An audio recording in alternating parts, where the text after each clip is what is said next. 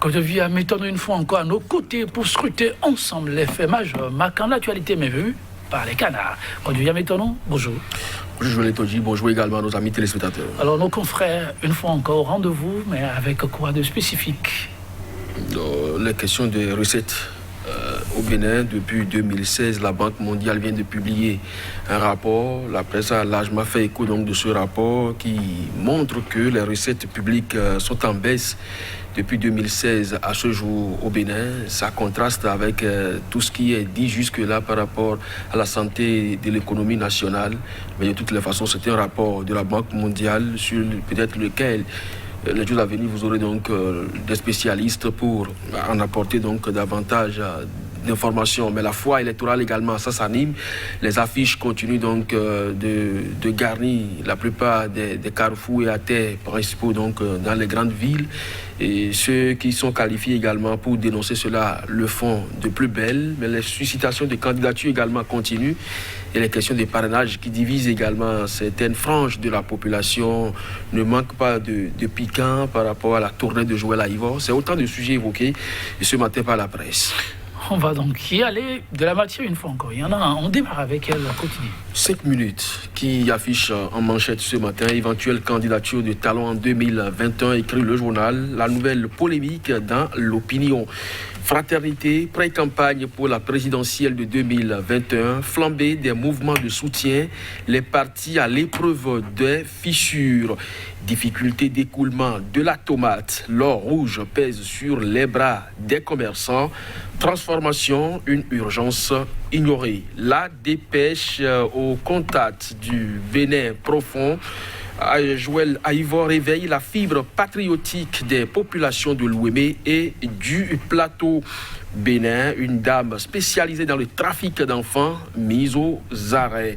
Et puis cette question donc de la Banque mondiale, les recettes publiques en baisse depuis 2016 selon la Banque mondiale. L'écho info, parrainage pour la présidentielle de 2021, Adjara et Dambo aux côtés d'Aïvor pour dénoncer une mesure injuste et chrysogène. Les populations ont décidé de se mobiliser contre et de travailler pour que cette mesure soit sautée afin de rendre l'élection présidentielle inclusive et démocratique. Suite à une publication de la Banque mondiale, le Bénin a régressé dans sa politique de mobilisation des recettes publiques en 2016. Matin libre, réflexion sur la mise en place de structures décentralisées. Le BR se rapproche des militants à la base. Assemblée nationale, interpellation du gouvernement, des députés s'attirent la sympathie du peuple. Puis COSLEPI 2016, quel est le montant des impayés? Point média pour terminer, affichage électoral tous azimuts à travers le pays, des agitations indécentes, les affiches politiques en période hors campagne électorale. De retour, gouvernance, les recettes publiques en baisse depuis 2016, rapport de la Banque mondiale. Et puis, toujours parlant de l'UEMOA et le commerce toujours, le Bénin a connu une forte baisse dans les échanges et puis trafic d'enfants au Bénin. Une femme arrêtée à Kobe.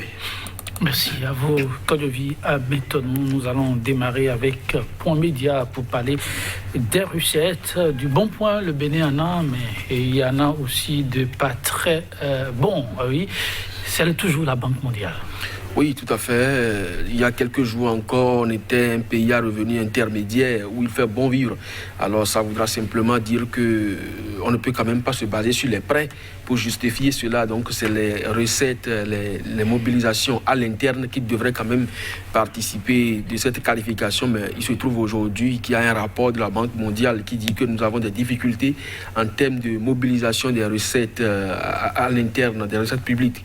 Le rapport est un peu plus clair. Les recettes fiscales du Bénin relativement donc au PIB se sont établies en baisse depuis 2016, comme l'indique donc ce rapport. Et c'est bien sûr le journal Point Média que vous avez cité qu'il a rapporté entre la période 2011 à 2015. Eh bien, le taux de mobilisation s'est situé entre 14 et 15% du PIB. Mais de 2016 à aujourd'hui, ce n'est pas le constat qui est fait. Comme je l'ai dit tout à l'heure, les spécialistes en matière économique passeront forcément sur cette émission pour nous apporter plus d'éclaircissements. Mais toujours est-il que ce rapport ne vient pas donc pour apprécier en bien ce qui est toujours agité dans l'opinion publique comme croissance économique. Nous restons au niveau du registre économique pour parler avec fraternité de la situation des bonnes dames qui cadent pas devant elles et malgré elles, l'or rouge. Pas forcément les bonnes dames, il y a quand même que des paysans produisent d'abord la tomate avant que les bonnes dames n'aillent chercher cela pour la commercialisation, mais il se trouve malheureusement que ce soit les acheteurs ou les producteurs, on n'arrive donc pas à écouler facilement ce produit. Et vous savez très bien que c'est le marché nigérian qui consommait beaucoup cette denrée-là, mais aujourd'hui, du fait de la fermeture de cette frontière qui date déjà de plus de 12 mois, commerçants, tout comme producteurs de tomates aujourd'hui, que le journal Fraternité appelle d'ailleurs l'or rouge, se retrouve donc en difficulté. Ça fait déjà 2-2 pour le Bénin. Nous avons parlé tout dernièrement du soja béninois qui, du fait donc des taxes douanières, n'est pas compétitif sur le marché chinois. Aujourd'hui, c'est la tomate qui ne trouve donc pas preneur. C'est tout de même dommage quand vous savez que les périodes d'avenir d'ici décembre, voire janvier, février, le Bénin sera obligé d'importer des tomates depuis le Burkina Faso pour les besoins internes. Mais malheureusement, il n'y a pas de politique de transformation qui soit afin que ce produit aujourd'hui disponible soit quand même conservé pour le long terme. C'est dommage, mais c'est aussi ça, aussi la gouvernance. En tout cas, c'est un défi permanent. Il y a des saisons d'abondance et quand ça arrive, il faut des mécanismes pour sauvegarder le maximum. Nous restons avec Fraternité, mais là, pour parler politique, maintenant, c'est la période. Les appels se poursuivent et le quotidien constate que les partis politiques sont un peu en difficulté aussi. Oui, vous savez, il y a quand même, ça paraît quand même bizarre que des formations politiques, alors que nous sommes dans un processus où on parle de parrainage, où il faut donc disposer d'élus communaux ou de députés à l'Assemblée nationale pour prétendre donc à ce jeu-là. Mais c'est des formations politiques qui n'ont pratiquement ni de conseillers, ni de députés aujourd'hui qui se mobilisent, qui font des appels de pied. Rappelez-vous, Moël Bénin a donné le top, l'UDBN aujourd'hui s'aligne et puis tout le monde soutient Patrice Talon et lui demande donc de briguer un second mandat, alors qu'il a été, on ne peut plus clair, quand il prêtait donc serment, il fera donc un seul mandat, et à défaut, même si on n'arrivait pas à réviser la Constitution pour lui en donner, et donc hâte, il le fera à titre exceptionnel pour prouver à la classe politique que c'est faisable. Mais aujourd'hui, ces acteurs politiques qui se mettent donc dans l'ombre, on ne sait pas comment ça se passe, pour susciter la candidature de Patrice Talon, se demande véritablement à quoi ça rime. Le journal l'a écrit quand même, il y a du flambée de mouvements donc de soutien, les partis à l'épreuve de fissure, parce que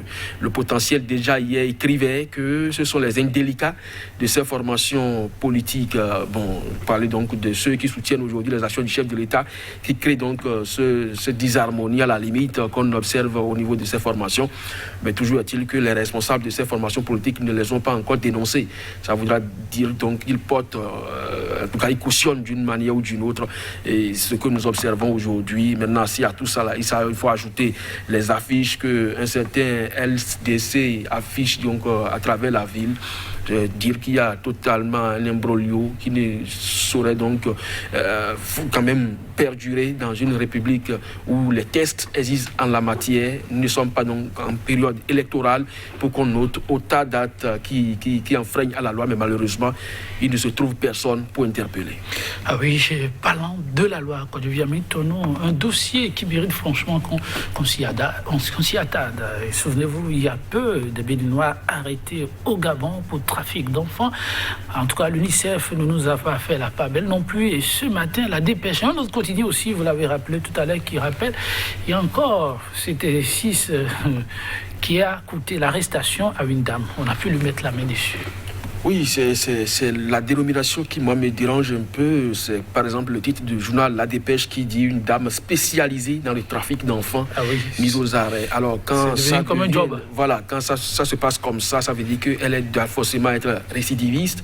Et on ne peut pas comprendre alors comment, pendant longtemps, elle a pu mener et ce commerce-là. Vous parlez du Gabon, c'est tout dernièrement des Béninois qui ont été condamnés au Congo-Brazzaville pour trafic d'enfants toujours, même si les avocats conseils ont justifié cela par des rapports familiaux où c'est un cousin ou qui aurait sollicité donc cet enfant pour pouvoir lui apprendre son métier, mais ce n'est pas comme ça se passe. Il faut que cela soit dans les règles de l'art. Mais aujourd'hui, c'est sur le territoire béninois que cela se passe et dans la région du Plateau, beaucoup plus précis avec le journal Point Média qui parle donc de cette dame qui a été arrêtée à Akbobé. Donc je crois que ça doit pouvoir intéresser davantage les autorités en charge de la protection de la petite enfance pour rassurer les uns les autres que le phénomène perdure et qu'il faut donc redoubler des ardeurs pour que cela soit quand même pas une qualification pour le Bénin, parce que quand on parle de trafic d'enfants, le Bénin est toujours cité comme un mauvais élève.